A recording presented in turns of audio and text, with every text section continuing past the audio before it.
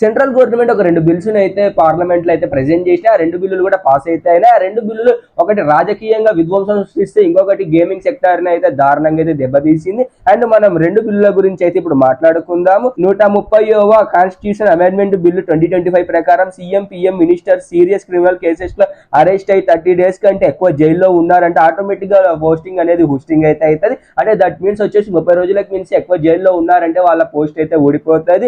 And ఇది కొత్త శాసనాలను అయితే క్రియేట్ చేస్తుంది. అండ్ ఇండియన్ పాలిటిక్స్ లో అయితే చాలా పెద్ద చర్చను అయితే దారితీసింది. ముఖ్యంగా అపోజిషన్ ఉన్నటువంటి ఇండియా కూటమిలో ఉన్నటువంటి గానీ కాంగ్రెస్ గానీ పెద్ద పెద్ద పార్టీస్ అయితే వీటికి అగైనెస్ట్ గా అయితే మాట్లాడుతున్నారు. ఇంకా రెండో బిల్లు వచ్చేసి గేమింగ్ ఇండస్ట్రీలో కూడా షాక్స్ అయితే క్రియేట్ చేసింది. జస్ట్ 72 hours లో రాజ్యసభ అండ్ లోక్సభలో క్లియర్ చేసినారు ఈ బిల్లుని. Promotions and regulations of online gaming bill 2025 అయితే పాస్ చేసినారు.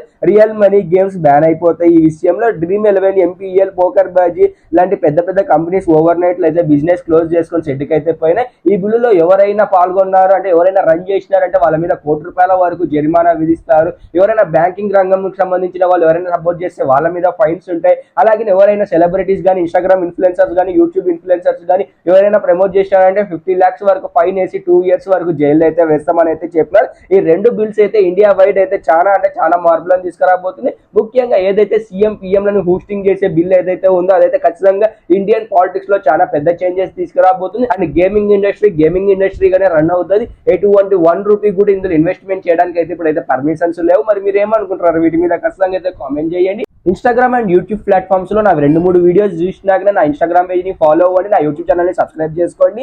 ఇటువంటి మరిన్ని వీడియోస్ కోసం తప్పకుండా లైక్ చేసి కామెంట్ చేసి షేర్ చేయగలరు. ఇట్లు మీ నడింపల్లి చిన్ని కృష్ణ శర్మ సైనింగ్ ఆఫ్. జై హింద్, జై శ్రీరామ్, భారత్ మాతాకు జై.